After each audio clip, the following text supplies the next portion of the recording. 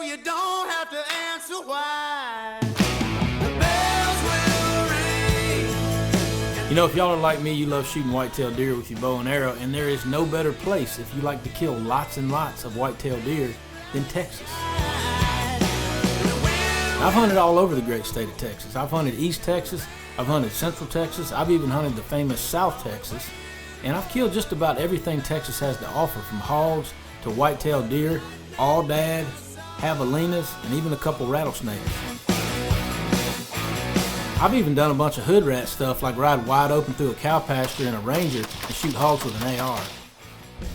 I mean, have you really lived if you hadn't ridden wide open through a cow pasture and smoked a hog with an AR-15? I think not. I've done a lot of cool stuff down in Texas, but this year I was looking to do something a little different. I had never killed a really nice buck with my bow and arrow, and I was looking for a spot where I would at least have a chance to kill a nice buck, and a spot that kind of had a casual attitude about how many tags they handed out.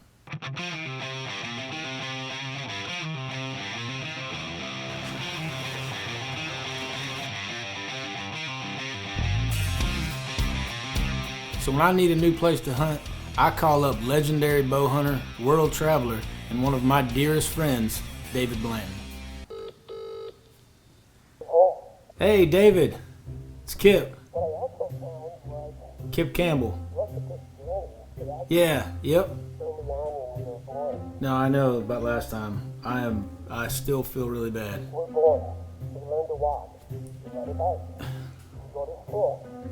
I mean, to be honest, the village wasn't in that great a shape when I got there.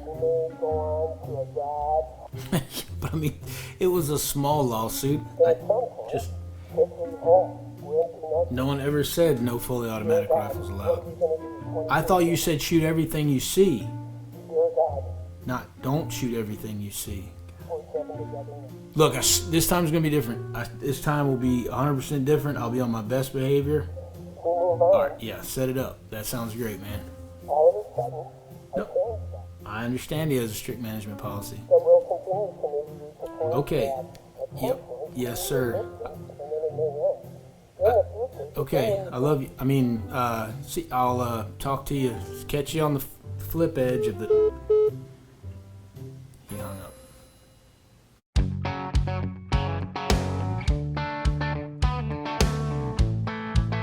So David finally introduced us to his secret contact in Abilene, Texas, Mr. Paul Holton of Paul Holton Deer Hunts. We finally roll into Abilene, Texas, man. We got fresh ground under our feet, we got a quiver full of arrows, and we're fixing to lay some stuff out. Here we go. If David Blanton tells you that a place is good, you get really excited, because David has just done it all in the whitetail world. I mean, he's killed some monsters, and he's been all over the country, all over the world for that matter, killing stuff. He is a rock star of the hunting industry, and not a better, more humble Christian man on this planet, or a better friend. So when he gives you a recommendation, man, you get really excited about the place and the people who are going to interact with that week. Look at that pig.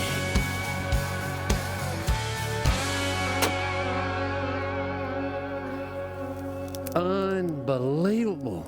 We rolled into Abilene just in time. We met with Paul. We got our gear unloaded, shot the bow a couple times, and we were heading to the stand. I don't know what it is about being in Texas, but it just feels right.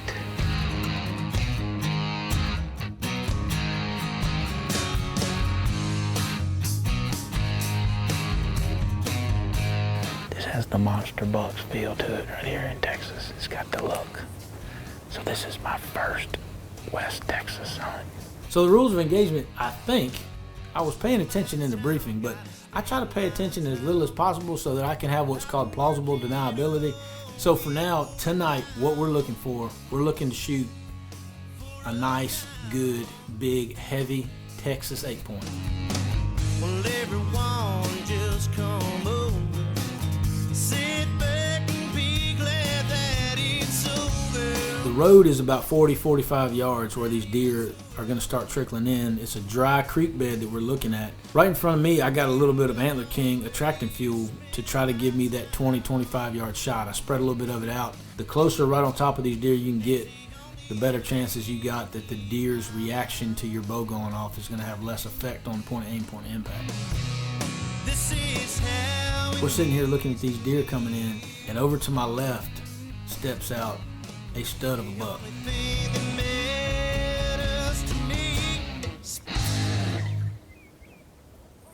This 8-point's coming around, and he is looking good, man. He's got good heavy horns.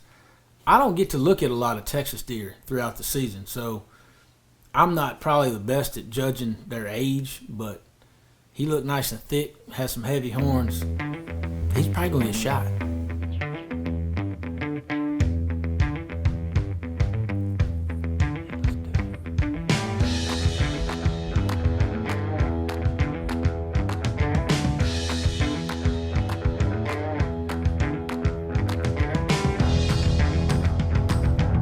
So this deer comes around, he comes in, but he's quartering to me. I come to full draw, and I'm just waiting for him to take a step.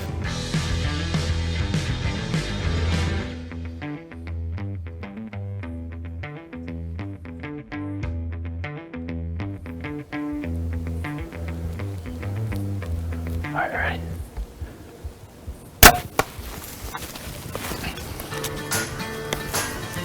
Smoked.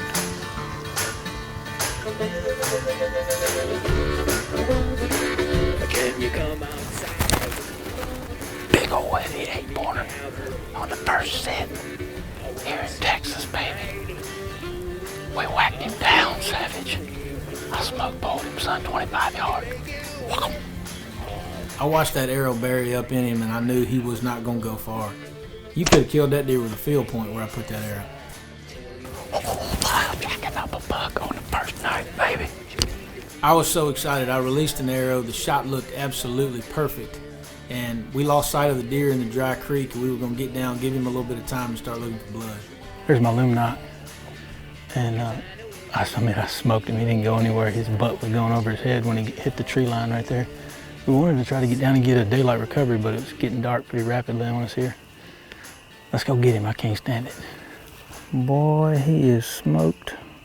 I climbed down out of the tree and grabbed my arrow, and it looked absolutely perfect. So we called Paul to see if he wanted to come on the recovery with us. Let's go get him. Smoking, you got blood dripping out. Smoking, Jack. And the footage was beautiful. Look at him, man. Look at that. Look where the exit came out. You can't shoot him any better than that. This deer didn't go 80 yards. He really didn't bleed that much, but he didn't go 80 yards.